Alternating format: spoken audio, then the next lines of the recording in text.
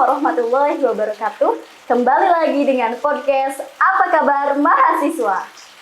Kali ini kita kedatangan sosok yang menginspirasi dan tokoh yang luar biasa dari mahasiswa, yaitu Presiden Mahasiswa STIDKI NU Indramayu. Kita persembahkan Kang Ahmad Yani. Terima kasih, Mbak. Bagaimana Kang Ahmad Yani kabarnya? Alhamdulillah sehat. Alhamdulillah, semoga sehat selalu. Amin, amin.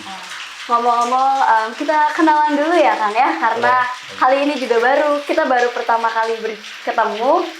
Sebenarnya dipanggilnya Kang Yani. Ya. Nah, Kang Yani sendiri berasal dari mana alamatnya? Aslinya kelahiran sih dari Desa Kerasak sebenarnya. Dari mana? Kerasak. Kerasak. Kerasak Jatibarang. Oh, dari Jatibarang ya, Desa Kerasak, Kecamatan Jatibarang. Jatibarang. Lalu Kang Ahmad Yani ini kan mahasiswa dari STIDKI NU Indramayu ya. Betul. Menempuh pendidikan di situ, sekarang menginjak semester berapa? Saya baru saja wisuda kemarin. Wah, luar biasa. Baru wisuda kemarin. Lulus. Ini kayaknya cerita-ceritanya bakalan banyak nih ya, karena sudah berpengalaman, sudah lulus nih, sudah mendapat gelar? Sudah. Alhamdulillah, luar biasa ya. Kegiatannya sendiri sehari-hari? Kalau saat ini di luar dari kegiatan, kalau mereka masih sibuk perkuliahan ya, dan kegiatan-kegiatan kampus dan juga kegiatan-kegiatan di luar kampus ya. Saat ini sudah lulus, tentunya kita kembali untuk berkiprah di masyarakat.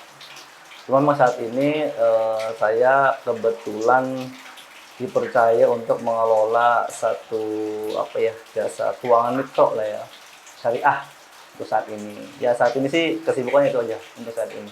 Selain dari ya mungkin sama teman-teman mahasiswa yang masih ada koneksi dengan saya, mungkin masih ya dikit-dikit itu ngobrol ringan gitu kan, mau perkara dari perkara yang ringan sampai perkara-perkara yang berat, politik dan sebagainya gitu, Mbak. Luar biasa sekali ya, ilmunya sudah banyak yang didapat ya. Alhamdulillah ya, sebenarnya sih banyak enggaknya sih tergantung kita nanti ya. Iya. Seperti itu. Betul sekali. Nah, kalau kita berbicara tentang kampus ya, kan Kang Yani ini sudah lama ya di kampusnya, sudah ibaratnya sudah sering lah gitu bolak-balik kampus, mengurus semua permasalahan perkuliahan di kampus itu. Kehidupan kampus itu gimana? Mungkin sedikit bercerita ya Mbak ya kalau boleh. Jadi memang kebetulan kampus saya ini masih baru. Jadi berdiri tahun 2017. Jadi saat ini sudah baru berapa tuh? Baru 5 tahun jalan ya. 5 tahun lah ya, sejak 2017. Nah jadi memang kalau dilihat dari kegiatannya ya tetap ada kegiatan perkuliahan biasa ya.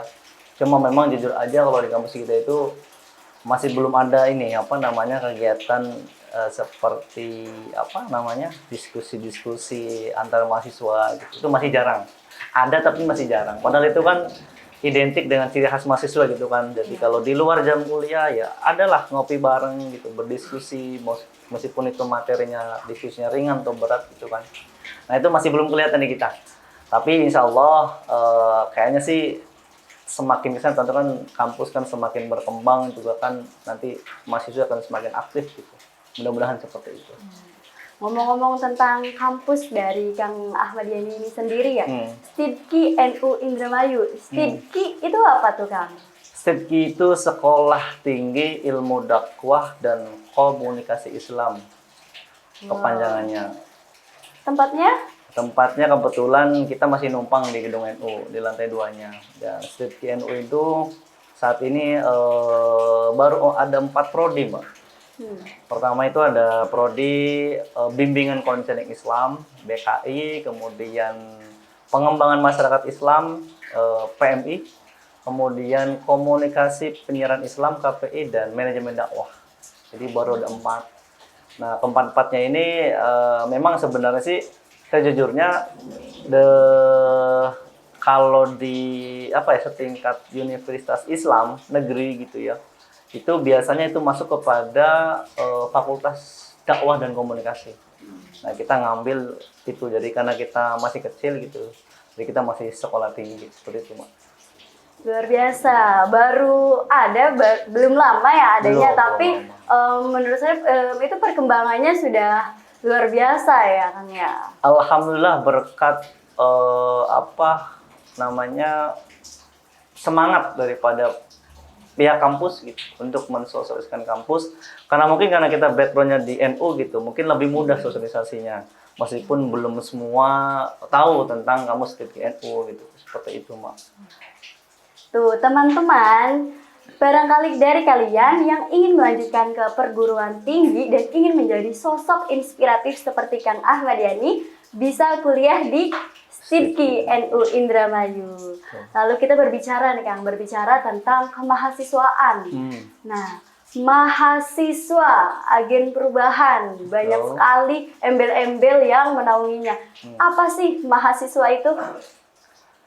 Kalau bagi saya ya, mungkin kalau secara bahasa mungkin sudah biasa disampaikan ya, bahwa mahasiswa itu sebagai agen perubahan dan sebagainya. Banyak sekali kalau mahasiswa, terutama mahasiswa memang aktif di pergerakan ya.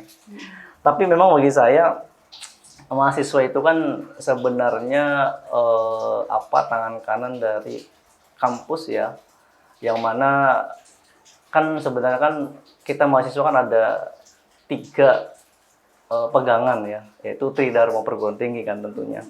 Nah itu yang dipegang oleh kita yaitu pendidikan, penelitian dan pengabdian masyarakat gitu kan. Tapi memang sampai detik ini mungkin masih banyak kekurangan yang perlu kita benahi ya gitu, karena tidak ada sempurna ya, tidak ada yang sempurna.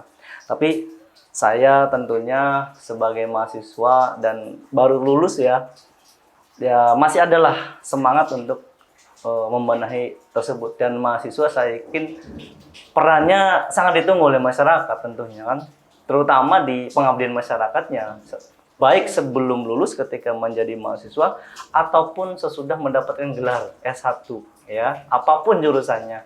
Itu kan sebenarnya sangat dinantikan oleh masyarakat, perannya, kiprahnya seperti apa. Artinya ilmu yang kita dapat di masyarakat, di kampus, bagaimana diaplikasikan ke masyarakat. Itu yang kemudian menjadi beban. Artinya jangan sampai kemudian kita menjadi, setelah lulus itu jangan sampai menjadi menambah menambah tumpukan sampah di masyarakat gitu. Itu jangan sampai terjadi. Tapi saya yakin kalau sudah pernah mengenyam pendidikan kuliah, paling tidak selangkah 2 langkah lebih maju lah dibanding teman-teman yang tidak kuliah gitu. Makanya ya saya sih mudah-mudahan teman-teman yang masih belum ada niatan kuliah gitu ya, dari sekarang niat untuk kuliah gitu, Mbak. Seperti itu. Betul sekali ya, bahwasanya masyarakat itu sedang menunggu para mahasiswa untuk menunjukkan hasil yang telah ia dapatkan dari proses pembelajaran di perkuliahan. Karena kan bagaimana juga kan mahasiswa itu kan dituntut ketika selesai dari ataupun ketika masih menjadi mahasiswa ataupun sudah menjadi alumni dari perguruan tersebut, kan dia tidak nanya tuh terkait kamu kuliah jurusannya apa gitu kan, enggak juga kan. Tapi paling tidak bagaimana seorang mahasiswa ini bisa memberikan solusi permasalahan-permasalahan dari masyarakat, tidak peduli apapun jurusannya, mau jurusan matematika, mau pendidikan biologi, apapun, manajemen dan sebagainya. Tapi pada saat dia tidak mampu memberikan solusi terhadap permasalahan-permasalahan atau problematika di tengah-tengah masyarakat, saya kira ini menjadi mahasiswanya dipertanyakan gitu. Ini kuliahnya masuk apa tidak gitu, atau aktivitas kuliahnya benar apa tidak gitu mahasiswanya gitu. Seperti itu, Mbak. Nah, kalau saya sedikit menyinggung tentang tidak dipertanyakannya prodi-prodi itu, biasanya tuh Kang ya, mahasiswa itu sering didikte bahwasanya ketika kita memilih salah jurusan katanya, kamu itu salah jurusan, dan itu kan menjadi tombak kita untuk tidak semangat lagi dalam mengikuti perkuliahan. Itu menurut Kang Yani itu gimana? Sebenarnya kalau saya sering sekali saya juga kalau komunikasi sama teman-teman yang bahasanya tuh, saya kok kuliah di sini kok salah tempat gitu ya. Kok saya kuliah di sini salah jurusan gitu, atau salah fakultasnya dan sebagainya. Apapun alasan mereka ya. Saya kira masalahnya bukan itu, Mbak Bika. Permasalahannya adalah Karena kampus itu tidak akan memberikan 100% apa yang kita butuhkan. Tidak, Mbak. Karena bagi saya, setahu saya selama saya kuliah gitu ya, kampus itu hanya memberikan apa ya, teori-teori yang itu pun belum tentu hal itu kemudian bisa bermanfaat untuk diri kita dan juga untuk orang lain. Makanya di kampus itu kan ada yang namanya unit kegiatan mahasiswa, UKM, ada kemudian ekstranya juga seperti ada PMII. Kalau di kampus sampai kan ada GMNI, ada HMI dan sebagainya, masih banyak lagi. Nah, itulah wadah-wadah yang kemudian bisa diambil oleh mahasiswa untuk mengembangkan, entah itu sesuai dengan keinginan yang tidak didapatkan di kelas, kemudian bisa didapatkan di luar kelas gitu loh, Mbak. Jadi kembali ke keaktifannya, dia aktif apa tidak. Kalau dia pasif di kampus gitu, sekedar berangkat ke kampus gitu, setelah selesai jam kuliah langsung pulang gitu. Ya saya kira itu nggak usah jadi mahasiswa itu, nggak usah kuliah gitu. Balik lagi aja ke SMP, ke SMA, atau SD gitu loh. Seperti itu sih Mbak, kalau menurut saya. Berarti yang paling penting itu berorganisasi. Organisasi saya kira sangat penting. Karena di organisasi itu kan banyak sekali pengalaman, pengetahuan juga teman-teman juga. Karena di sana kita bukan hanya berdiskusi hal-hal yang kadang tidak ada di materi kuliah gitu, tapi malah sering dibahas di saat kita berorganisasi, apapun organisasinya ya. Karena saat kita berorganisasi tentunya kita lebih peka, terus kemudian lebih up to date terkait baik itu isu-isu lokal maupun isu-isu nasional. Nah, berarti Kang Nyai ini organisasi yang diikuti apa saja tuh yang di kampus itu? Kebetulan saya itu gini, karena kita masih baru gitu ya. Jadi kan di kita cuma ada PMI doang ya, PMI. Oh, iya. PMI saja tuh. Itu pun keaktifannya masih kurang. Jadi saya kemudian terpilih menjadi BEM ini, ketua BEM ya, sebagai mahasiswa ini. Kemudian saya mencoba menggali informasi yang up to date itu lewat organisasi BEM-nya gitu. Jadi tidak melalui organisasi eksternal seperti PMI, HMI dan sebagainya. Tapi kan juga di dalam kepengurusan BEM itu juga kan banyak dari eksternal juga, ada yang dari PMI gitu kan, ada dari GMNI, ada yang dari HMI dan sebagainya. Sehingga wawasan-wawasan tambahan saya kemudian didapat pada saat berorganisasi di luar ketika ada kumpulan BEM gitu. Saya sangat antusias kalau ada misalnya ini ada kumpulan nih, ada diskusi nih. Saya sangat semangat sekali sehingga banyak sekali informasi yang up to date yang bisa saya dapatkan dan itu sangat bermanfaat dan bisa menjadikan saya tuh ya palingnya sedikit lebih maju cara berpikirnya dibanding mahasiswa yang tidak aktif gitu, Mbak. Betul. Banyak sekali yang manfaat yang kita dapatkan dengan berorganisasi. Ya. Banyak sekali. Nah, Kang Yani ini kan menjabat sebagai Presiden Mahasiswa ya. Betul. Sebagai contoh dari mahasiswa yang ada di STIPKI NU Indramayu. Betul. Nah, kira-kira menjadi seorang Presma itu perannya apa sih? Sebenarnya ya, Mbak ya. Sebenarnya kan namanya sesuatu yang melekat pada diri kita itu kan menjadi tanggung jawab ya. Sebenarnya kan presiden mahasiswa ini kan sebenarnya tangan kanan daripada para mahasiswa. Artinya bagaimana kemudian aspirasi mahasiswa, suara-suara mahasiswa itu bisa tersampaikan kepada pihak kampus ya. Misalkan terkait kebijakan kampus bagaimana. Kan kalau mahasiswa sendiri langsung ke kampus, ke pihak kampus kan powernya kurang. Jadi kalau presiden mahasiswa paling tidak perspektif daripada pihak kampus berbeda gitu ya ke kita gitu. Karena kita itu presiden mahasiswa yang dipilih oleh mahasiswa. Artinya ketika saya menyampaikan berarti ini suara mahasiswa, bukan suara pribadi. Tapi kalau mahasiswa itu ujuk-ujuk langsung ke pihak kampus itu kan dia cuma mengatasnamakan dirinya sendiri. Belum tentu yang lain setuju kan. Nah, tapi kalau presiden mahasiswa yang maju ke pihak kampus menyampaikan aspirasinya, maka itu dinilai sebagai suara mayoritas daripada mahasiswa, sehingga pihak kampus pun akan menjadi pertimbangan yang sangat signifikan gitu, untuk memutuskan apakah ini diterima atau ditolak gitu. Kalau ditolak tentu resikonya adalah berhadapan dengan seluruh mahasiswa. kan begitu. Betul. Otomatis ya tentu mau nggak mau saya terimalah gitu, seperti itu. Kalau memang itu untuk kebaikan kampus dan mahasiswa. Sungguh amanah yang besar ya menjadi seorang Besar sekali presiden Mbak, mahasiswa. karena kan kita menjadi presiden mahasiswa bukan ujuk-ujuk menjadi presiden mahasiswa, karena kan melalui sistem demokrasi yang ada di kampus, ya pemilihan kan.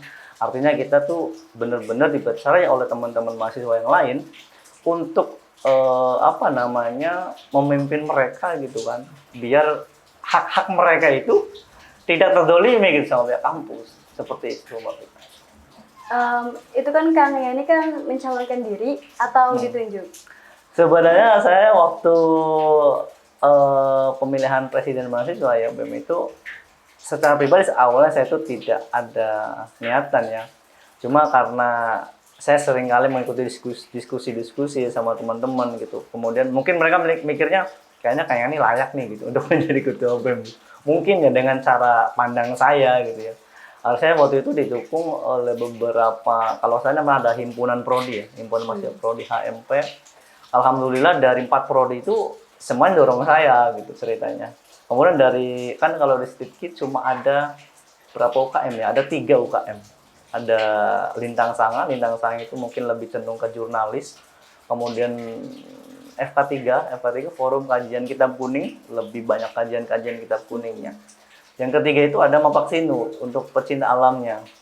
Nah dari 3 ini 2 yang merekomendasikan saya dari Mapaksinu dan FK3 gitu. Satu yang nggak merekomendasikan saya karena memang alasan mereka mungkin nggak tahu juga. Akhirnya saya waktu terpilih dari BEM itu ya menjadi suara yang mayoritas. Karena waktu itu mungkin dalam satu ruangan itu pada saat Mubesma itu mungkin 85% sampai 90% itu suara untuk saya kayaknya sih. Tapi memang waktu itu ceritanya ada clash lah ya waktu masa-masa pemilihan itu.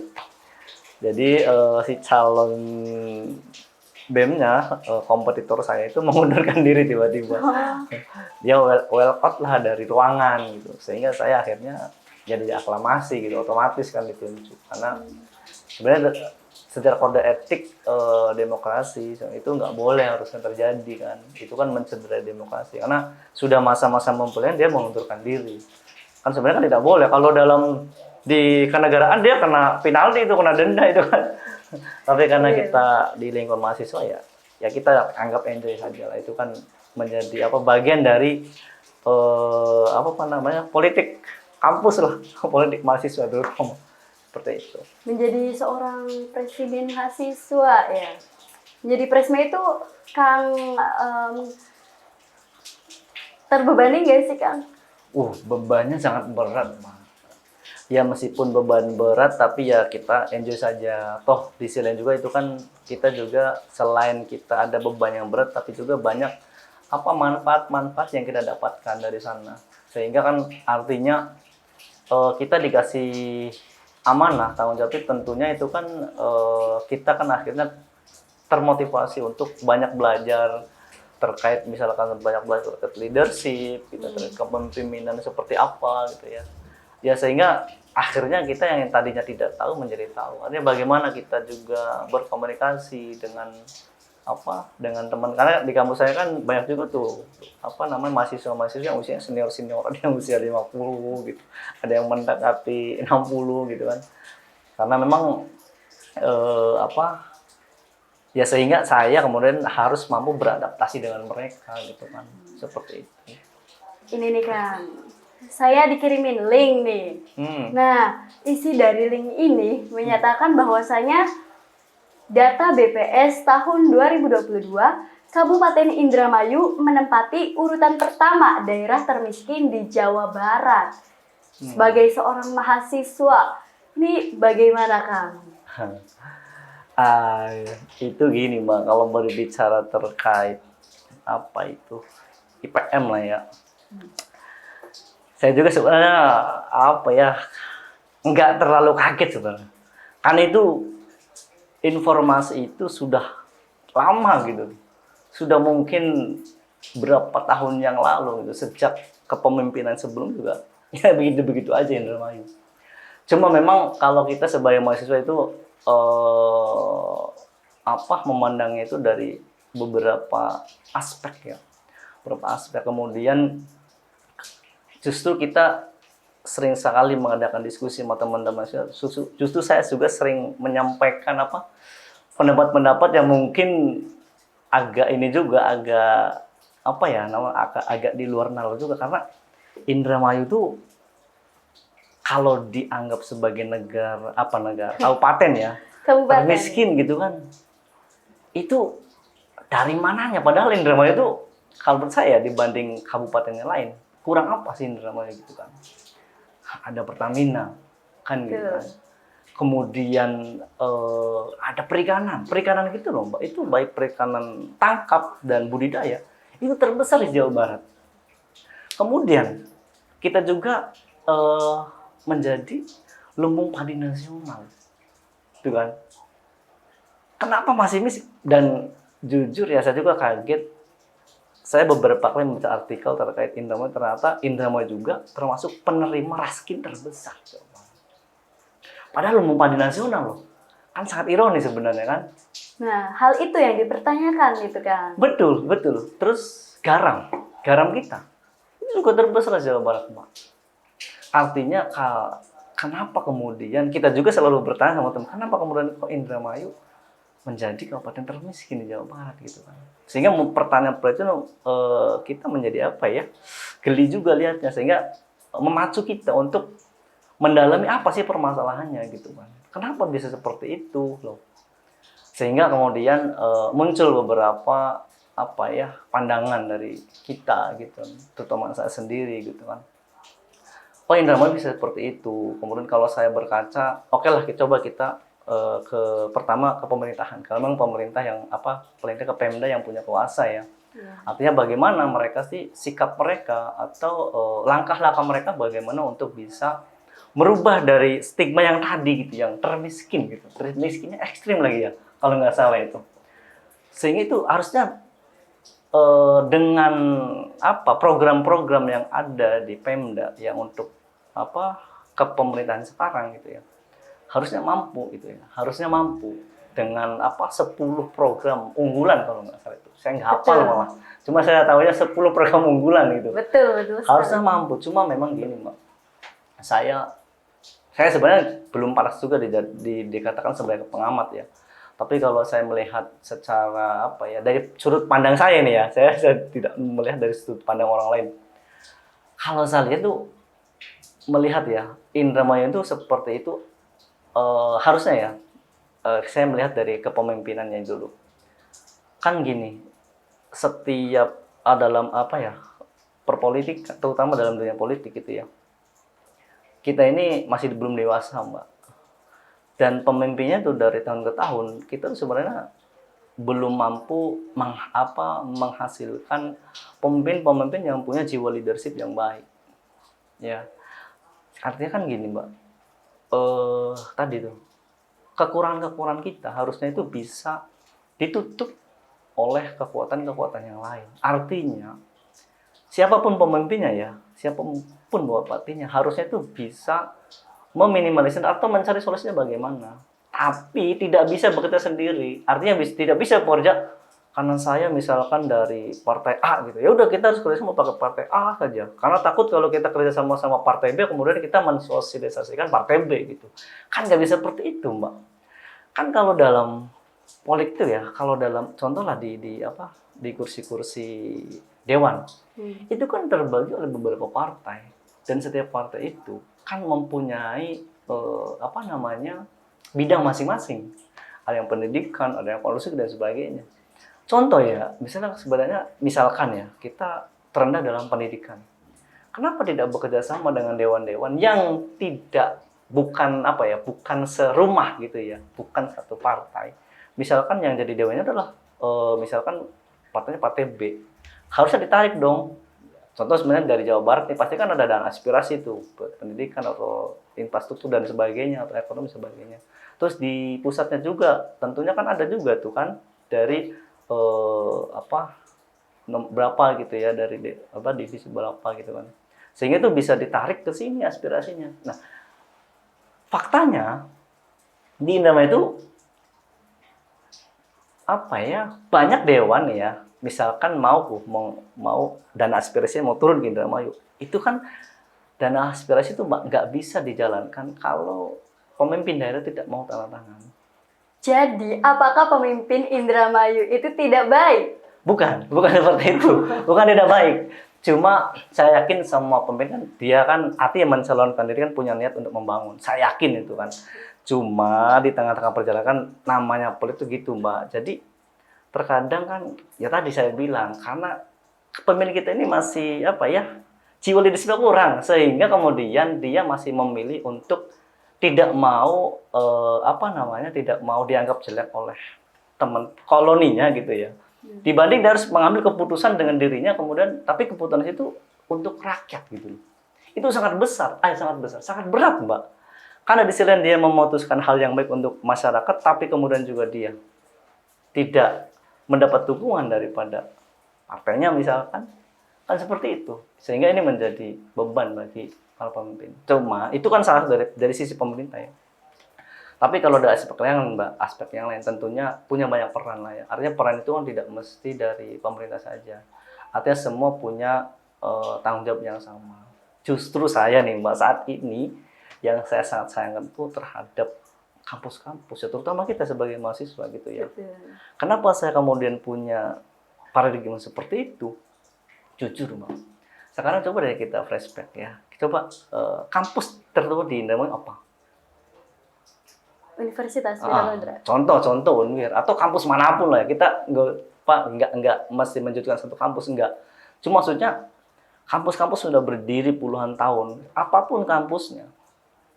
Mungkin Mbak pernah dengar namanya kegiatan KKN. Ya. Kuliah Kerja Nyata.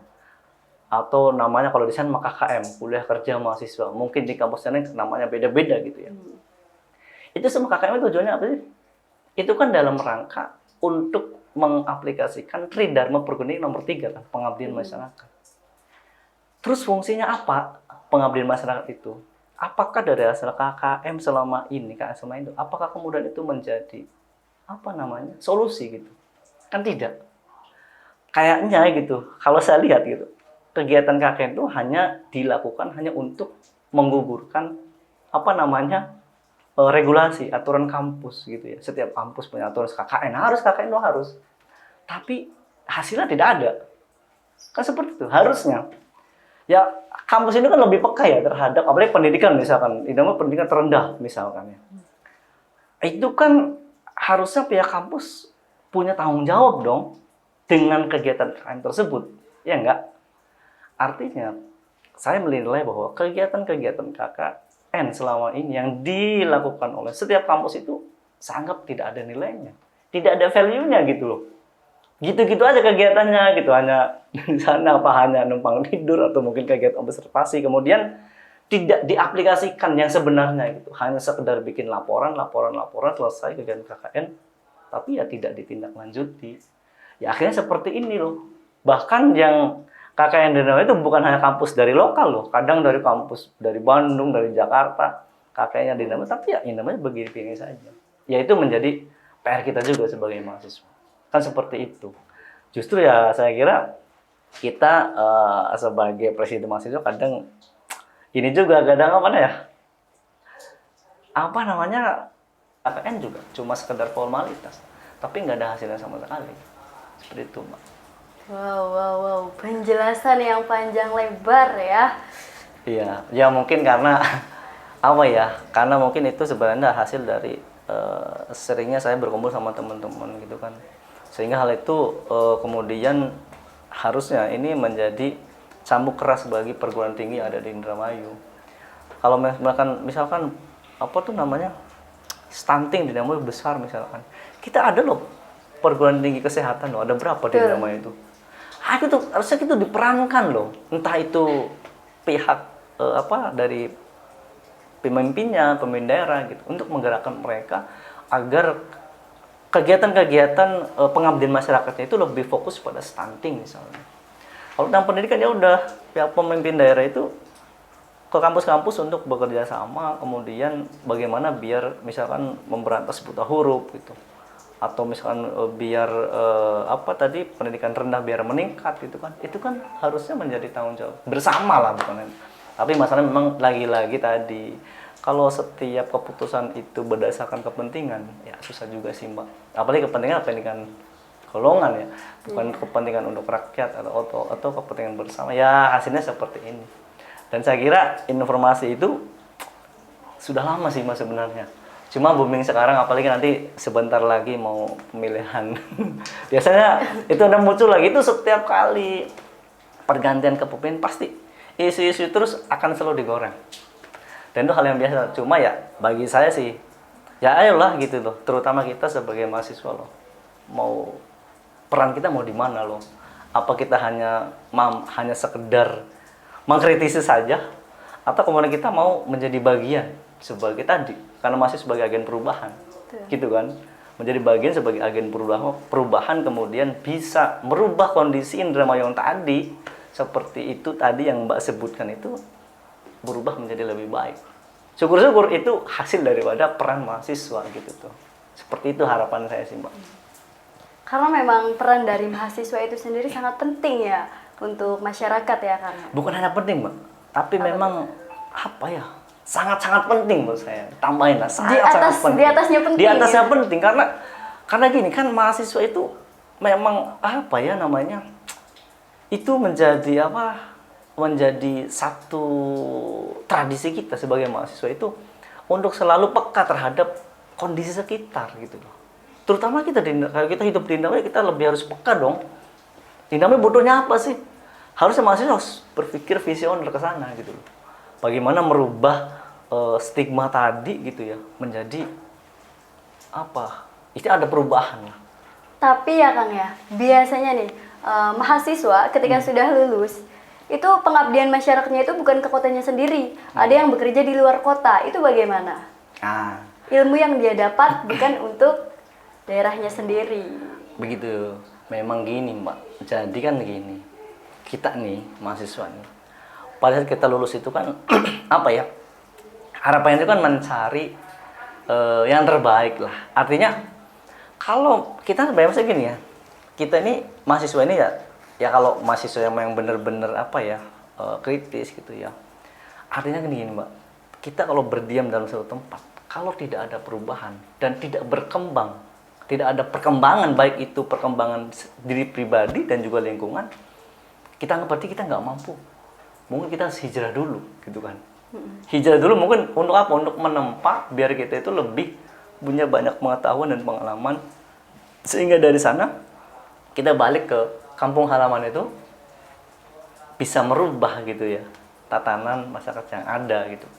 Karena jujur aja kalau kita melihat Indramayu ini sangat unik Mbak. Meskipun tadi Mbak disebutkan bahwa Indramayu itu menjadi kabupaten termiskin dan ekstrim di Jawa Barat, tapi Mbak secara statistik Indramayu itu menduduki peringkat pertama sebagai masyarakat yang paling bahagia Mbak.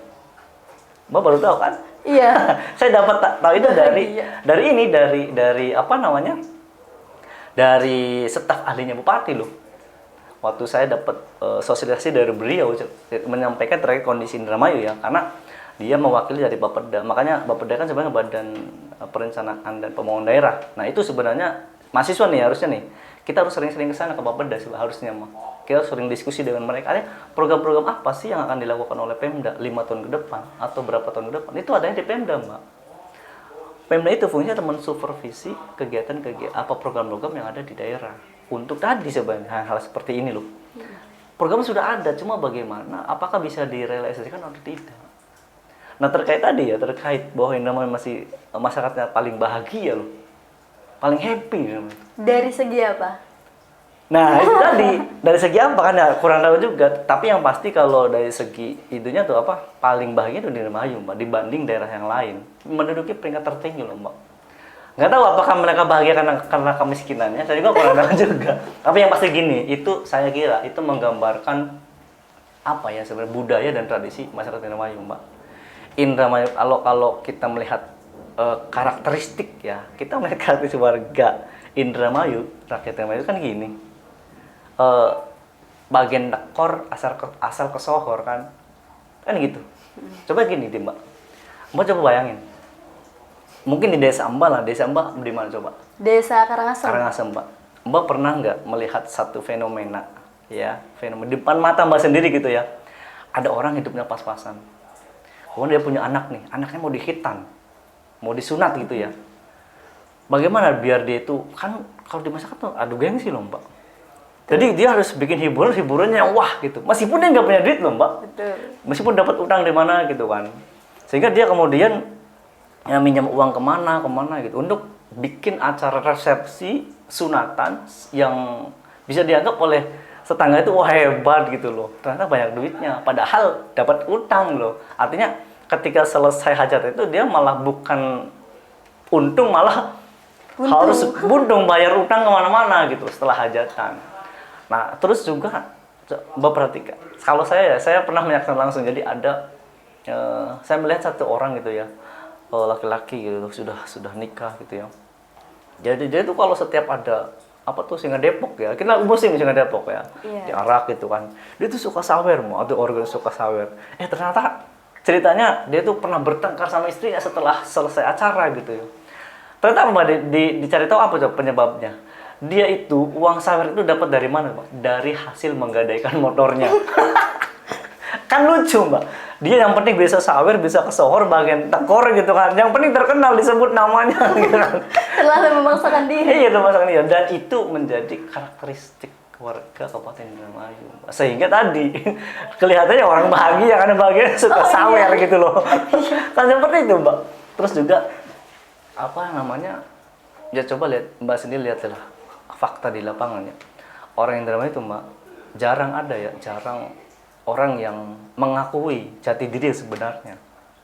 Dia miskin tapi dia nggak mau mengakui miskin. Dia pengen di depan teman-temannya itu, wah, itu karakteristik orang Indramayu Mbak.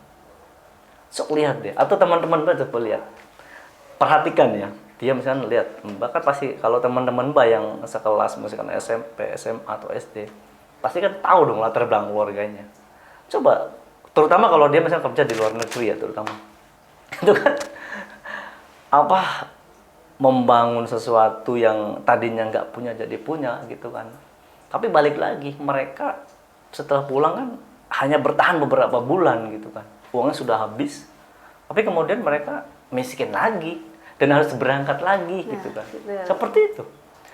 Dan ya begitulah Mbak. Kalau ngobrol Indramayu sangat kompleks sekali sih. Ya, apalagi masyarakat Indramayu itu cenderung itu anak mudanya itu kan ingin kerjanya itu kan di luar negeri dengan iming-iming bahwasanya gajinya lebih besar gitu kan. Ngapain kuliah? Mending berangkat ke luar negeri. Nah, itu paradigma harus dirubah tuh, Mbak. Pasti dirubah. Karena sebenarnya kan kalau kita mendengarkan daripada pendapatnya orang-orang sukses, salah satu jembatan menuju sukses itu tadi Mbak, kuliah, ijazah salah satu jembatannya. Mesti itu salah satu ya, artinya mungkin masih banyak jalan-jalan yang lain. Mungkin mereka termotivasi tuh dengan orang-orang kaya dengan ijazah SD misalkan. Tapi kan mau nggak mereka itu mau berjibaku bekerja keras seperti mereka gitu loh. Tahu sendiri zaman sekarang, generasi Z kalau zaman bahasanya kan gitu kan. Ya, lebih banyak kaum rebahannya dibanding kaum yang mau bekerja keras, Mbak. Iya, betul sekali ya. Nah, kita berbicara nih, Kang, terkait kemiskinan lagi ya. Kan kalau di media sosial atau berita yang beredar itu kan banyak sekali ya prestasi yang diraih oleh Kabupaten Indramayu nih. Dari prestasi ini dan pemimpin kita juga kan seringkali mendapatkan piagam penghargaan. Nah, tapi masyarakat kan dibuat tercengang nih dengan adanya berita bahwasanya Indramayu menjadi peringkat pertama ya. Luar biasa prestasi. Peringkat pertama termiskin di Jawa Barat. Nah, apakah karena tadi itu, Kang? Apakah karena masyarakat Indramayunya sendiri itu memilih untuk melebarkan sayapnya di kota lain atau memilih untuk sukses di kota-kota orang seperti itu? Sebenarnya sih bukan gitu juga. Memang kalau saya sih melihat konteks yang sekarang ya terkait pemimpin sekarang, oke lah dia banyak mendapatkan penghargaan. Tapi penghargaan itu sebenarnya kan penghargaan di luar daripada tadi itu kan, di luar. Ada yang mungkin dari sisi budayanya, mungkin dari sisi apa tuh kemarin paling paling open terhadap berita dan sebagainya gitu kan. Jadi terus ada lagi terkait budayanya. Tapi kalau untuk penghargaan bahwa bupati ini, pemimpin ini berhasil mengangkat posisi dari misalkan terburuk menjadi terbaik, kan belum ada itu. Belum ada gitu kan. Ya saya kira kalau hal-hal gitu kan mungkin masih bisa dilakukan ya sama pemimpin siapapun, termasuk misalkan piagam piala Adipura gitu kan. Itu kan masih bisa dilakukan. Nah, hal-hal yang tadi mah mungkin kayaknya pemimpin masih berat itu untuk melakukannya. Apakah mungkin karena warganya atau mungkin karena pemimpinnya? Ini kurang tahu juga. Artinya perlu dilakukan kajian yang mendalam gitu kan. Nah, terkait kiprah warga Indramayu yang di luar, yaitu memang fakta, Mbak. Jujur saya ini menjadi anak binaannya Indramayu Institute. Indramayu Institute itu adalah sebuah paguyuban orang-orang Indramayu yang sukses di luar.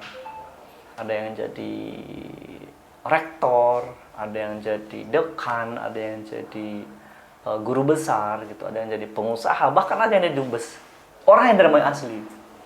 Mbak tahu Universitas Negeri Jakarta UNJ, rektornya itu orang Indramayu, orang Bulak. Namanya itu Profesor Komarudin. Ya. Kemudian ada lagi siapa tuh? Prof. Ahmad Sudiro. Prof. Ahmad Sudiro itu juga orang Indramayu, Mbak. Dia itu dekan Fakultas Hukum Universitas Tarumanegara. Itu kampusnya kalau di Untar itu, Mbak, itu orang-orang Chinese, orang-orang kaya semua. Elit kampusnya. Saya pernah main ke sana. Dan itu Indramayu ternyata di data Indramayu Institute tuh, Mbak, itu ada 25 profesor dan 35 doktor yang berbagai bidang disiplin ilmu. Beda-beda. Di ITB apakah nggak punya? Kita punya Prof. Yoni namanya, Profesor Yoni. Ada Dr. Gatot Julianto. Orang Indramayu asli loh, Mbak. Banyak orang yang kiprahnya itu. Di luar, ada yang di Jogja juga ada, dekan Fakultas Ekonomi. Terus siapa lagi? Pengusahanya ada, Mbak. Kita ada namanya itu Pak Dr. Hasan Hambali. Itu orang Indramayu asli, orang Lemah Mekar. Dia yang punya Hotel Salak. Mbak tahu kalau pernah ke Bogor tuh, kalau ke Istana Bogor, depannya tuh ada Hotel Syak mewah bintang 5, itu punya orang Indramayu. Dan Hotel Syak Group itu banyak cabangnya di mana. Itu asli orang Indramayu. Dubesnya aja yang di Kongo, di mana ya, di Afrika. Itu namanya Pak Dr. Saripudin. Orang Kertas Maya. Nah, itu di satu lingkup namanya Indramayu Institute, Mbak. Dan sebenarnya saya pernah berdiskusi sama beliau-beliau itu terkait Indramayu. Cuma memang kendalanya ada di Indramayu gini, Mbak. Indramayu itu pada saat kan gini, mereka mau orang akademisi kan pastinya kan memberikan masukan atas dasar riset, atas dasar penelitian gitu ya. Cuma memang sampai saat ini konon katanya mereka itu sejak dulu sebelum Bupati yang sekarang itu masukannya itu selalu tidak menghasilkan atau tidak terrealisasi. Mungkin apa karena kepentingan dan sebenarnya kurang tahu. Padahal Indramayu itu mereka itu tidak pernah minta apapun. Dia nggak minta uang, nggak pokoknya kalau untuk Indramayu mereka tuh mau.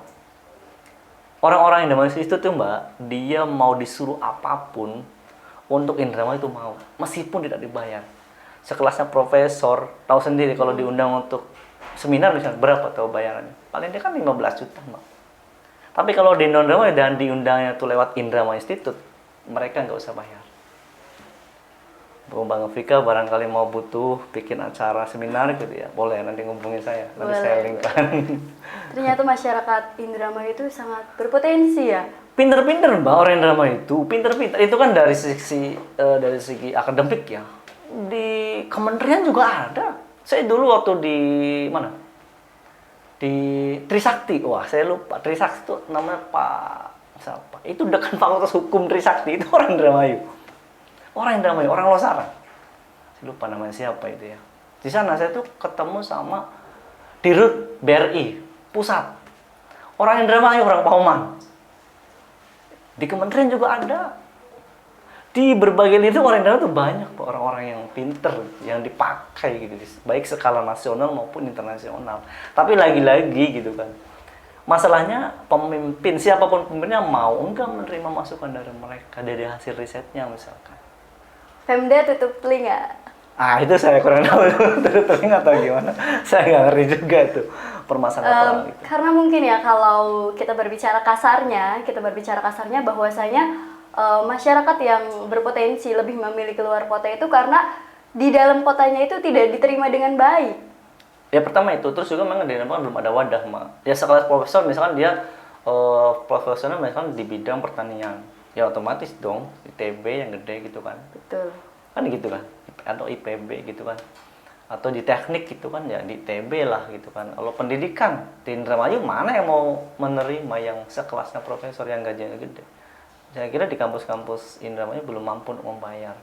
Ya mereka harus hijrah dong ke daerahnya yang lebih mensejahterakan mereka. Betul. Tapi jujur Mbak, meskipun mereka di sana Mbak, pemikiran mereka tuh Mbak, all out untuk Indramayu sebenarnya. Pengen mengembangkan Indramayu. Cuma permasalahannya tadi, belum ada yang mungkin pemimpin yang memang mau membuka diri untuk mereka. Artinya, sok dong Indramayu Institute, kasih masukan untuk kita, untuk Indramayu, bagaimana biar Indramayu lebih baik, atau bagaimana biar kita itu IPM-nya tuh biar menjadi lebih baik gitu ya. Itu kan harus dikaji berbagai sisi. Nah yang paham kan orang-orang yang sudah pakarnya gitu. Kalau kita kan ya baru S1 ya masih Peru juga masih menteh kan. Masih berproses. Masih proses kan. Gitu. Tapi yang insya Allah artinya mahasiswa pun tidak kurang akal juga sebenarnya, akal juga, karena apalagi usia masih muda kayak Mbak Vika dan teman-teman yang lain itu kan semangat muda kan masih tinggi gitu kan, masih berapi-api kalau bahasa Bang Roman. Artinya ya harusnya semangat itu harus dikobarkan untuk kebaikan-kebaikan masyarakat Kabupaten Indramayu tentunya, seperti itu. Kalau dari Indramayu Institute ya. Kalau Indramayu Institute itu kan berarti golongan orang-orang yang luar biasa ya kan ya di dalamnya ya. Iya, betul. Nah, cara untuk berkomunikasi dengan Pemdanya itu bagaimana untuk menyuarakannya? Tentunya ya tadi melalui birokrasi, Mbak. Tentu bisa lewat langsung ke bupati, bisa masuk ke kedinasannya misalnya ke Bapeda gitu, atau ke BKD dan sebagainya, karena kan gini, bupati juga kan pastinya punya tangan kanan dong tentunya kan. Ya kita masuk melalui mereka, melalui tangan kanannya gitu kan. Kecuali kalau memang kita ada link langsung ke bupati mungkin bisa. Tapi kita sebenarnya sudah pernah satu kali baru udah ketemu sama bupati. Tapi ya nggak tahu maksudnya follow up-nya seperti apa ya, kurang tahu juga ya.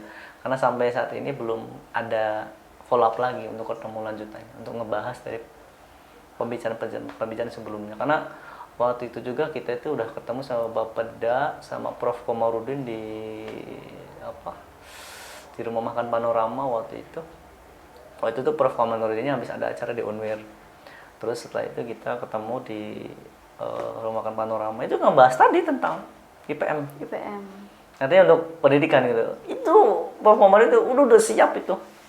So kalau Pemdanya siap, MOU sama kita ada nama UNJ gitu, siap turunkan itunya kan, apa mahasiswanya atau tenaga ahlinya untuk Indramayu, bagian meriset Indramayu apa sih sebenarnya kebutuhan Indramayu kok jadi IPM-nya jadi terendah gitu loh.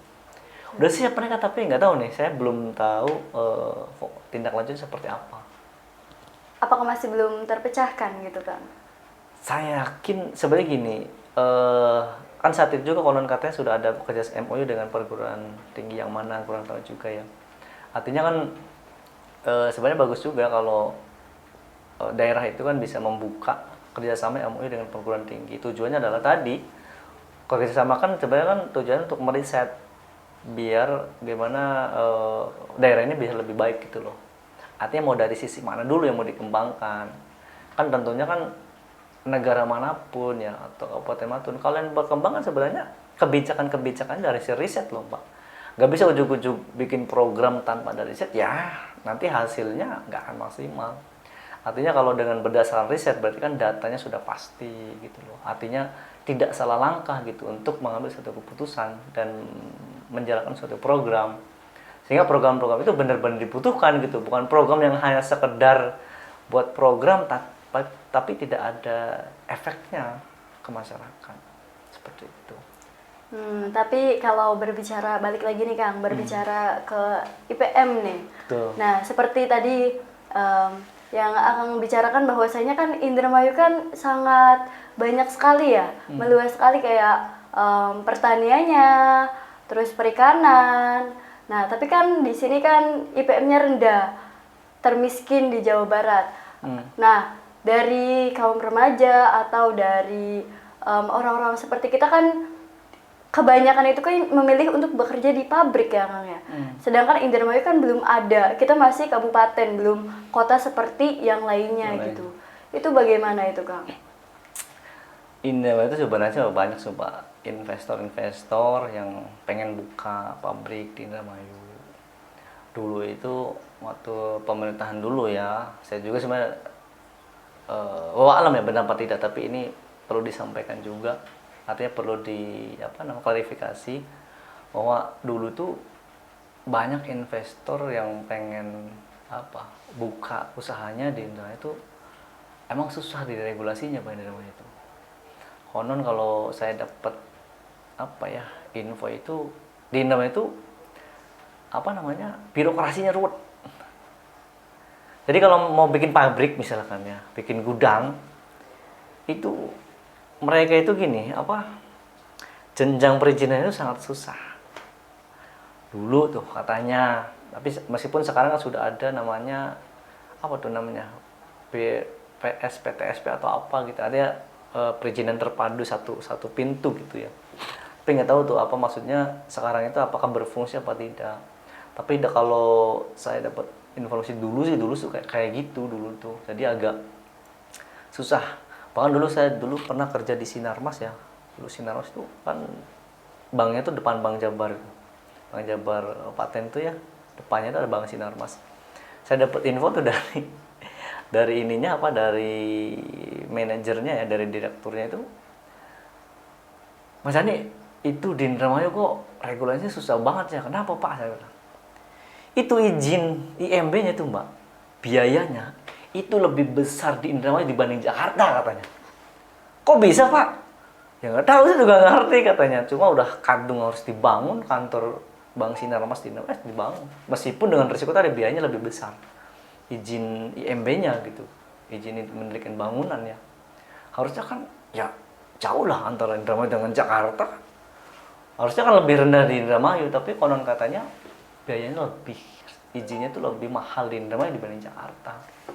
Saya kemudian membuat kesimpulan, jangan-jangan orang-orang investor dari Indonesia susahnya karena tadi gitu. Artinya dipersulit lah dengan biaya mahal. Ya ini banyak oknum lah ya.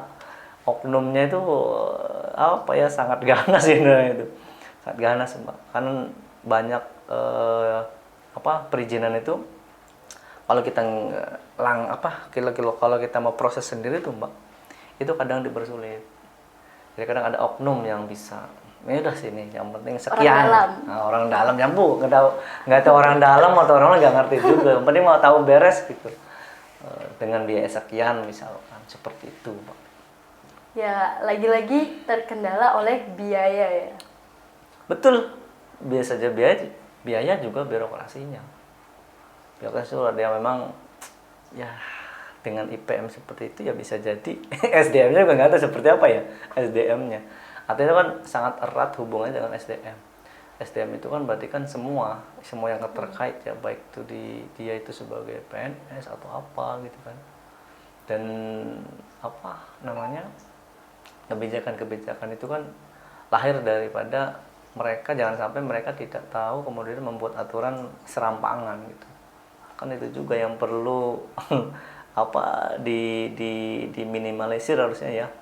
Sehingga ya harapannya mudah-mudahan mahasiswa nih ke depan gitu harus bisa lebih baik, sehingga ini generasi selanjutnya itu SDM daripada lulusan kampus itu bisa masuk ke bagian-bagian penting lah di pemerintah daerah gitu, sehingga mampu mengangkat citra Indramayu yang lebih baik. Jangan sampai citra Indonesia sampai sekarang masih buruk aja kan, apalagi ada berita terbaru itu apa tuh namanya, banyak siswi yang hamil gitu di luar nikah yang masih SMA gitu kan. Jadi viral kan sekarang ini. Iya, viral ya. Itu kan Sampai PR kita bersama itu sebenarnya. PR kita bersama itu bisa seperti itu gitu kan. Sehingga ada isunya kan mereka minta dilegalkan gitu. Terus juga minta dispensasi biar bisa melanjutkan sekolah gitu. Ya mungkin karena zaman sudah berubah kali Mbak ya. Tapi saya kira mahasiswa harus punya peran lah sebenarnya. Peran-peran kayak bagaimana bisa masuk ke adik-adik kelas kita yang masih SMP, SMA itu biar tidak terjerumus ke arah sana gitu kan. Bagaimana mahasiswa mengedukasi mereka gitu, biar paham terkait pergaulan yang baik itu seperti apa, yang buruk seperti apa, dan resikonya seperti apa gitu loh. Resikonya tadi kan malu kan sama teman-teman gitu kan. Terus juga keluarga juga kan jadi malu. Seperti itu Bang. Peran mahasiswa ya, sangat dibutuhkan sekali ya. Sangat dibutuhkan, saya kira sangat dibutuhkan. Dan sudah saatnya lah. Terutama mahasiswa yang ada di Indramayu nih. Betul. Sudah saatnya jangan lagi terhenti hanya dalam satu wacana, terhenti dalam suatu diskusi gitu. Tapi sudah harusnya mengambil 1 langkah, 2 langkah untuk menuju 1000 langkah, 1.000.000 langkah untuk Indramayu lebih baik. Tapi nih Kang ya, kadangkala mahasiswa apalagi yang sudah di semester akhir kan overthinking gitu, bahasa zaman sekarangnya overthinking. Kan banyak sekali tanggapan-tanggapan yang tidak baik tentang mahasiswa, tentang perkuliahan, bahwasanya untuk apa kuliah gitu kan. Nah, jadi kan perasaan-perasaan yang buruk itu kadangkala ada gitu di diri mahasiswa. Waduh, nanti aku pas lulus jadi apa nih? Gitu kan. Apakah nanti bakalan sesuai prodi misalkan pendidikan dan nanti jadi guru, sedangkan yang mengenyam prodi pendidikan banyak. Di Indramayu susah. Tuh. Itu kembali lagi tadi Mbak. Ya, mahasiswa itu sebenarnya kan di kampus kan cara mendidik mandiri. Ya harus segera mencari dari jati diri dia tuh mau kemana gitu. Kalau emang dia mau pendidikan, dia mau di pendidikan mau yang seperti apa gitu loh. Apalagi kalau dia tahu bahwa pendidikan di Indonesia sudah banyak gitu, guru-guru honorer yang sudah tidak tertampung gitu. Ya gimana caranya lah gitu loh. Artinya kan mahasiswa diberi otak untuk berpikir bagaimana dia bisa keluar dari zona-zona tadi gitu loh. Dan tapi gini, jangan sampai pemikiran-pemikiran negatif itu jangan sampai kemudian tersampaikan kepada adik-adik kita yang mau kuliah gitu. Jangan sampai disampaikan secara verbal gitu, secara terbuka gitu. Wah, juga nggak usah kuliah lah, nggak usah juga kuliah gini-gini aja. Itu kan kemudian menjadi racun. Itu harus dibuang. Harusnya kita itu jadi mahasiswa harus bangga, harus percaya diri juga, karena percaya diri juga itu penting Mbak untuk kita sebagai mahasiswa, sehingga kita udah bisa melakukan apapun sesuai dengan kapasitas kita gitu loh.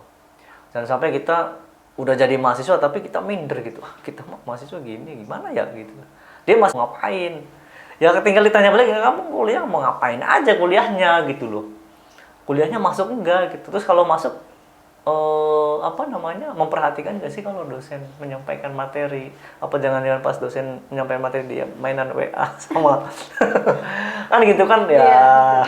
Mungkin itu ya saya juga pernah, tapi kalau saya kan sewaktu-waktu ya artinya tidak seperti itu. Tapi maksudnya jangan sampai hal seperti itu kemudian hal-hal negatif itu jangan sampai tersampaikan kepada adik-adik kelas. Justru harusnya kita itu memotivasi mereka, ayo kuliah dimanapun tempatnya gitu. Dimanapun tempatnya. Terus syukur-syukur kuliahnya jangan di luar kota lah, di Indramayu gitu kan. Makanya kalau di Indramayu itu gini, ada yang mengkritisi kan, ada misalkan ayolah kuliah di sini gitu kan, karena di sana ada yang rektornya, ada dekannya, udah kuliah di sini nanti dapat beasiswa. Kata salah satu anggota dari Indramayu itu, ngapain ngajakin kuliah di luar, kata. Udah itu kan Indramayu itu dikembangin kampusnya, kata ini. Tapi permasalahannya kan gini, yang ditakutkan itu adalah orang-orang yang punya kapasitas lebih gitu, anak-anak punya kapasitas lebih tapi tidak bisa dikembangkan hanya gara-gara fasilitas kampusnya belum memadai misalkan. Kan itu juga jadi persoalan gitu kan. Seperti itu. Meski sekarang sih kan ada satu kampus yang memang negeri ya, Polindra gitu kan. Tapi itu pun juga kelihatannya masih belum bisa menampung mahasiswa semua, kita bangunan juga masih terbatas. Gitu. Iya, karena memang nyatanya masyarakat Indramayu itu sendiri tertariknya itu ke kota-kota yang lain, tidak melihat kotanya sendiri. Ya karena gini Mbak, karena kan apa ya, ada di kelas itu karena tadi kan banyak dari kampus lain nih, kan dari anak Indramayu kuliah di sana, misalnya kuliah di Jogja, kuliah di Bandung, kan mereka dapat misi untuk mempromosikan kampusnya mereka masing-masing. Sehingga pada saat disosialisasikan, oh kampus ini hebat ya. Pada saat melihat kampus Indramayu, kurang menarik gitu. Misalkan. Nah, itu menjadi itu menjadi PR ya, PR kampus-kampus kita untuk bisa meningkatkan kapasitasnya, kualitasnya juga gitu. Bukan hanya dari fisik ya, tapi juga kapasitas sarana prasarana gitu kan. Sehingga hal-hal yang dibutuhkan oleh calon-calon mahasiswa itu bisa terakomodir sehingga mereka mau kuliah di Indramayu gitu kan. Ya bayangin kalau misalkan mereka pengen jurusannya memang nggak ada di Indramayu, ya mau nggak mau. Contoh dia pengen perikanan, kan di Indramayu nggak ada tuh jurusan perikanan, dia harus keluar tuh otomatis. Dia mau pertanian, tapi pertaniannya meskipun di Indramayu ada gitu ya, tapi kan kualitasnya masih kurang baik ya, masih belum baik lah ya, artinya masih perlu ditingkatkan. Nah, ngambil lah ke IPB gitu kan, kemana yang baik kayak gitu kan. Sehingga karena memang kampus itu kadang punya pengaruh Mbak, prestisnya beda. Artinya pada saat kita melamar satu pekerjaan, bertumpuk tuh ijazah lulusan. Misalnya ada kampus A dari Indramayu dan kampus B dari misalkan dari sama-sama pendidikan ya, ijazah pendidikan yang satu dari Indramayu, yang satunya dari misalnya dari UPI Bandung misalkan. Kira-kira bergengsi mana orang melihatnya? Pasti bergengsi dari UPI Bandung lah. Mungkin pemikiran mereka begitu. Padahal di sisi lain itu di sisi lain juga kita, kalau memang kita tidak nama kampus kita belum baik, paling tidak skill kita yang harus kita tonjolkan. Kita harus buktikan kepada tempat-tempat kita yang mau tempat kita kerja itu ya, tunjukkan mereka bahwa skill kita itu jauh berbeda sama mereka gitu. Permasalahannya ya mahasiswa kita nih mau enggak seperti itu, artinya mau kerja keras, belajar lebih keras untuk mengasah skillnya sehingga skillnya itu bisa sepadan dengan kampus-kampus yang ternama. Nah, itu kan jarang terpikir oleh teman-teman mahasiswa. Mereka hanya mengikuti alur kuliah gitu kan. Betul. Tapi mereka tidak mau mengasah skill yang lebih gitu sehingga bisa sepadan dengan kampus-kampus yang ternama gitu di Indonesia. Seperti itu, Mbak Vika. Berarti dari Kang Yani ini sendiri setelah lulus kan, ini udah lulus nih ya, satu, akan melanjutkan ke perguruan yang lebih tinggi lagi atau bagaimana nih? Niat sih ada ya, cuma saat ini coba pengennya sih coba kita ini dulu mengaplikasikan ilmu dulu gitu kan dengan bekerja. Tapi kalau niat sudah ada, niat pengen lanjut S2 gitu kan, dan sudah ada tawaran, bahkan sebenarnya sudah ada tawaran meskipun harus tetap berbiaya gitu, mungkin biayanya mungkin lebih rendah ya dibanding kalau kita cari sendiri gitu ya. Cuma memang kembali lagi pada kita gitu ya, kita udah siap apa belum, karena bagaimanapun juga S1 tuh masih belum cukup Mak. Kenapa? S1 belum cukup karena ya masih banyak ilmu yang harus kita gali ya, harus kita kita cari gitu sehingga kita biar bisa lebih mapan dalam keilmuan gitu kan. Kemudian akhirnya kan dengan ilmu yang mapan nanti kan kita mau bertindak itu kan biar berdasarkan ilmu gitu loh. Seperti sampai kita bertindak tanpa berdasarkan ilmu jadi rusak gitu loh Mbak. Seperti itu. Dapat dilihat nih ya dari jawabannya Kang Yani ini bahwasanya tentu berbeda nih pemikirannya dengan yang kuliah dan yang tidak. tadi saya mendengar jawaban dari Kang Yani ini bahwasanya S1 itu tidak cukup. Tapi ketika saya berbincang dengan teman-teman yang lain itu kan pasti ada yang berpikir bahwasanya SMA aja cukup, apalagi orang tua zaman sekarang itu yang ada kan yang mempersulit anaknya untuk kuliah. Jangan kuliah lah gitu kan, biayanya mahal gini. Nah, hal itu yang membuat kadangkala anak itu menjadi kesulitan untuk mencapai cita-citanya gitu.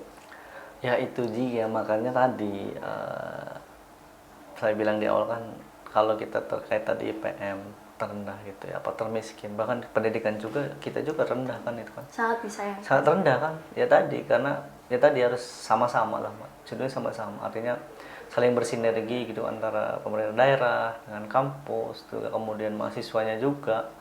Artinya kekuatannya kalau digabungin gitu punya, artinya kalau gerakannya sama gitu ya. Saya kira ini akan menghasilkan satu kekuatan yang kemudian bisa merubah keadaan gitu loh, Mbak. Jangan kita juga jangan hanya mengandalkan satu, misalnya Pemda, kita andalkan dia, Pemda juga saya kira nggak akan bisa. Akhirnya ini harus menjadi PR bersama gitu loh, Mbak. Kita sebagai mahasiswa, dan kejadian-kejadian ya itu menjadi gambaran gitu, gambaran kenapa kemudian Indramayu menjadi indeks pendidikannya juga rendah IPM-nya kan. Ya karena tadi faktanya benar yang Mbak Vika sampaikan, itu benar fakta seperti itu, dan hal itu jangan sampai terjadi. Tentunya kita nih mahasiswa nih harus bisa memberikan edukasi kepada anak-anak itu tadi. Artinya biar mereka juga bisa memberikan pemahaman kepada orang tuanya bahwa, Pak, kuliah itu penting. Justru dalam kuliah itu saya bisa mengangkat derajat martabatnya orang tua gitu. Seperti itu. Saya kan tetap beda lah, Mbak. Tetap beda antara meskipun antara yang kuliah dan tidak kuliah itu saya kan pasti berbeda. Meskipun yang nggak kuliah itu udah bekerja gitu, yang kuliah itu masih kuliah belum bekerja gitu, belum menghasilkan uang. Tapi saya yakin akan berbeda. Dan pada saat nanti di masyarakat itu pasti akan lebih banyak dibutuhkan dibanding yang lulus SMA langsung kerja gitu. Meskipun tidak semuanya ya. Karena balik lagi ini kan tadi skill kita lah seperti apa diujikan di masyarakat. Seperti itu. Nah, menurut Kang Yani itu sendiri setuju tidak nih misalkan ada yang mengungkapkan pendapat bahwasanya dapat kita lihat teman-teman kita yang sudah bekerja entah itu di pabrik-pabrik atau dimanapun itu kan dia sudah menghasilkan banyak uang ya, sedangkan kita yang kuliah katanya kan menghabiskan uang. Nah, menurut Kang Yani ini setuju tidak misalkan ada sebuah pendapat bahwasanya berkuliah itu investasi, yaitu jalur investasinya itu melalui pendidikan. Kita tidak dapat bisa melihat sekarang, tapi dapat dilihat nanti. Gitu. Betul, sangat setuju karena gini Mbak, tetap aja karena kan kalau kita sering mendengar ceramahnya Ustadz gitu kan, kita ini kan kalau mau mengajar dunia kan dengan ilmu Mbak. Yeah. Nah ilmu itu dari mana kita dapat? Ya tentu dari bangku-bangku sekolah, dari bangku-bangku kuliah gitu kan. Bisa nggak didapat tanpa harus kuliah? Bisa memang. Tapi permasalahannya mau apa tidak, bisa apa tidak. Kan sekarang udah kalau kita mau disamakan dengan para ilmuwan misalkan sama Plato dan sebagainya. Mereka misalkan otodidak belajarnya. Ya kita sih makomnya nggak seperti itulah. Artinya kita itu harus perlu guru dan perlu wadah, perlu tempat untuk kita bisa mengembangkan keilmuan kita. Ya kalau nggak kuliah nggak akan dapat. Dan saya yakin kan jelas Mbak, sebenarnya gini, orang kan Allah sudah berjanji bahwa orang yang berilmu kan akan dinaikkan derajatnya beberapa tingkat dibanding orang yang tidak punya ilmu kan begitu. Artinya kalau kita nggak setuju hal tersebut juga itu kan menjadi, jangan sampai kita kemudian mengkhianati satu ayat Al-Quran gitu kan. Itu kan tidak baik juga. Artinya tetap apapun kondisinya, ya mungkin kalau misalnya di masyarakat ada yang lulusan kuliah tapi kemudian secara finansial kurang baik, itu jangan sampai kemudian diartikan bahwa ya ngapain kuliah gitu. Enggak, jangan seperti itu. Itu persepsi yang kurang baik menurut saya. Karena ya tetap aja kalau masalah rezeki kan sudah diatur, Pak. Sudah ada takarannya masing-masing. Kan seperti itu. Tapi yang bagi saya tetap akan lebih mulia orang yang berilmu dibanding tidak berilmu. Akan lebih mulia orang yang istilahnya mau gitu kan meniti jalan untuk mendapat ilmu, entah dengan kuliah, entah dengan apapun, itu jauh lebih mudah dibanding mereka yang harus kuliah langsung bekerja dengan alasan apapun. Karena sekarang mah banyak juga kuliah tuh bisa sambil bekerja kok. Kuliah masih bisa membantu orang tua kan. Ada juga kelas karyawan dan sebagainya. Misalkan ada yang kuliah, apa kerja? Boleh kerja, tapi tetap harus ada niat untuk kuliah. Misalkan Sabtu Minggu libur, wah udah Sabtu Minggunya diisi untuk kuliah misalkan. Itu juga baik. Yang penting jangan sampai berhenti kuliah.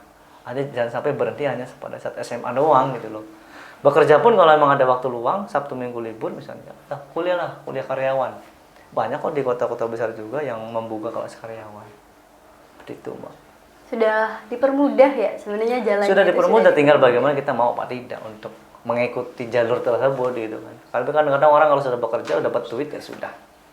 Seperti itu. Dan itu menjadi jiwa-jiwa yang jadi hedonis, yang hanya taunya tuh uang gitu. Betul. Tapi sehingga dia kaya mungkin secara finansial, tapi dia tidak kaya ilmu gitu kan. Ya kalau orang nggak punya ilmu ya akan sering dibodohi nantinya. Seperti itu, Mbak. Kita sudah berbicara banyak nih ya Kang ya. Sok mangga diminum dulu Kang. Oh iya siap, makasih.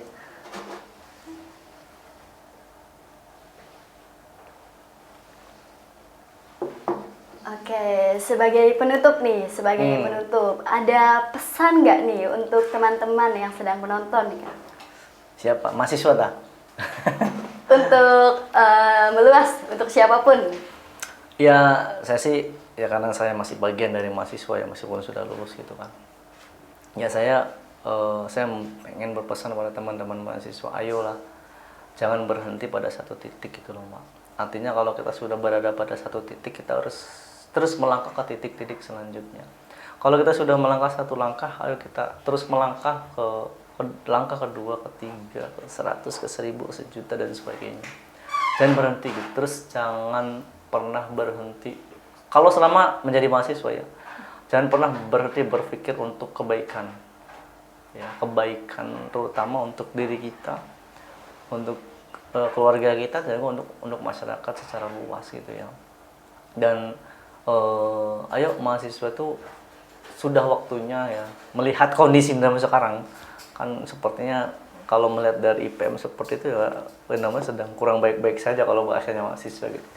Artinya ya udah, kalau mahasiswa sudah tahu kondisi dalam seperti itu, ya ayo kita mau melakukan apa gitu. Jangan terjebak pada diskusi-diskusi semu gitu ya, wacana-wacana semu, kemudian berhenti gitu, hanya sekedar berhentinya pada perdebatan, diskusi gitu. Ya itu akhirnya tidak ada hasil apapun. Jadi kalau bisa hasil diskusi itu ya kita realisasikan ke nyata gitu kan. Seperti saya kemarin waktu itu ngusulkan, lah bisa nggak sih BEM Dinama itu membuat satu kongres namanya itu Mahasiswa Peduli Indramayu gitu loh. Jadi Mahasiswa Peduli Indramayu itu saya interpretasikan gitu ya. Jadi lebih cenderung terhadap permasalahan sosial, termasuk tadi seperti itu. Jadi kalau misalnya ada isu IPM Indramayu termiskin misalkan ya, termiskin asing, biar kita dari Mahasiswa Peduli Indramayu baik-baik kita peduli terhadap hal tersebut. Kemudian kita mau langkah apa yang kita mau ambil gitu loh, gerakan apa yang mau kita lakukan gitu, sehingga itu bisa merubah kondisi yang tidak baik menjadi lebih baik. Seperti itu, Mbak. Luar biasa sekali ya pesannya, bahwasanya kita itu ya sebagai manusia itu tidak boleh merasa puas ya. Betul. Kita harus mencari ilmu sampai kita mendapatkan tujuan yang ingin kita capai. Betul. Nah, terima kasih banyak atas waktunya. Sama-sama, Kang Mbak Ahmadi Vika, Ani. sama-sama. Terima kasih banyak sudah mampir di podcast Apa Kabar Mahasiswa. Siap. Nah, begitulah kiranya cerita kisah-kisah yang telah kita bahas bersama dengan narasumber kita, yaitu Kang Ahmadi Ani selaku Presma, Presiden Mahasiswa dari STIDKI NU Indramayu. Jangan lupa untuk menonton podcast-podcast yang akan datang lainnya. Tetap di sini dengan podcast Apa Kabar Mahasiswa. Terima kasih. Wassalamualaikum warahmatullahi wabarakatuh. Waalaikumsalam warahmatullahi wabarakatuh.